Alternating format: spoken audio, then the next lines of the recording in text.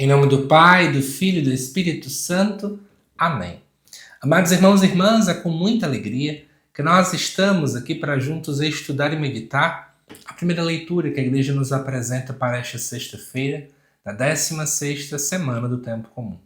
O texto de hoje se encontra lá em Jeremias, capítulo 3, versículos de 14 até o 17, que nos diz assim: Convertei-vos, filhos, que vos tendes afastados de mim, diz o Senhor.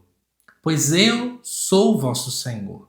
Vou tomar-vos um de uma cidade e dois de uma família, e vos reconduzirei a Sião. Eu vos darei pastores segundo o meu coração, que vos apacentarão com clara evidência e sabedoria.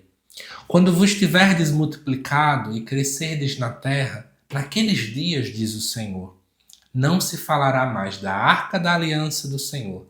Ela não virá à memória de ninguém. Não se lembrarão dela. Não a procurarão nem fabricarão outra. Naquele tempo, chamarão Jerusalém trono do Senhor.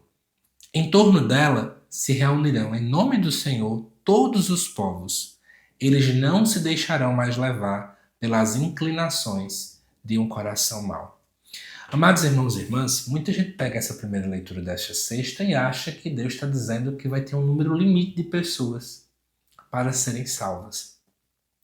E aí, para quem começa a fazer interpretações muito específicas do livro do Apocalipse, por exemplo, tenta pegar números que lá estão encontrados para dizer que ali está o número exato das pessoas que um dia irão para o céu.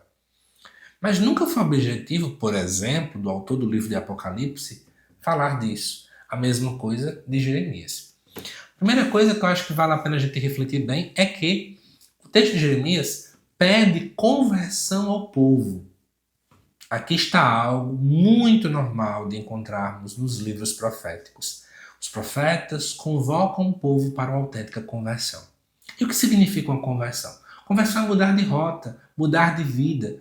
Não simplesmente mudar a forma como eu falo, a forma como eu visto, a música que eu escuto. Mas é mudar autenticamente o coração, as atitudes. E ele vai dizer, né? Que vos tendes afastado de mim. Deus observa quando a gente se afasta dele. Muita gente começa a querer fazer coisas escondidas de Deus, como se Deus fosse como uma câmera que está em determinados lugares e que tem um ponto cego. Mas na verdade não. Deus tudo vê.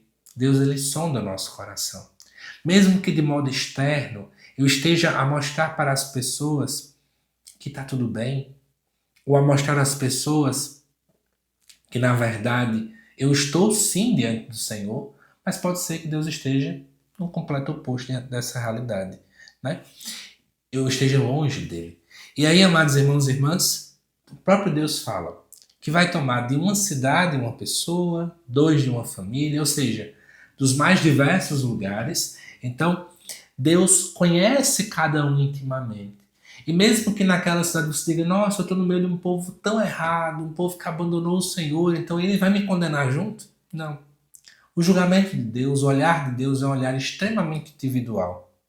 Não é porque você está julgando que está numa paróquia errada, porque ninguém reza direito, e só você reza, inclusive pode ter um pouco de orgulho na história, né? Mas não couber o caso da reflexão da leitura.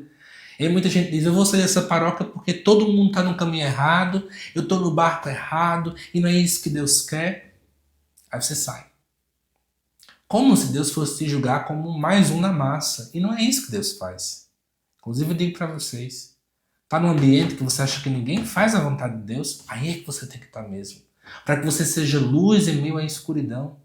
Para que você recorde às pessoas que é preciso voltar, que é preciso ouvir o Senhor. E amados irmãos e irmãs, o próprio Deus diz, reconduzirei a Sião. Sião simboliza aqui exatamente onde estava construída a cidade de Jerusalém. Nessa cidade havia ali o templo de Jerusalém, que era a morada do Senhor. Deus promete que vai reconduzir o povo até Sião, que vai fazer o povo voltar a estar perto dele. Não importa quão longe estejamos de Deus, ele sempre pode nos trazer de volta. E o próprio Deus promete que vai dar pastores. E aí eu quero finalizar pensando numa coisa com vocês, né? Essa promessa se cumpriu quando o próprio Pai envia Jesus. É Jesus que é o bom pastor. É Jesus que traz a nova aliança. De fato, né, no Antigo Testamento existia a Arca da Nova Aliança, ou Arca da Aliança, que ela, na verdade, simbolizava a presença do próprio Deus. No exílio babilônico, a Arca da Aliança foi perdida quando o Império Babilônico invadiu a região de Jerusalém. E ninguém sabe onde é que ela se encontra. Mas o interessante é saber que, mesmo que ninguém soubesse onde é que ela se encontrava mais, Jesus aparece como a Arca da Nova Aliança, porque em Cristo o próprio Deus está presente, visto que Jesus é o próprio Deus.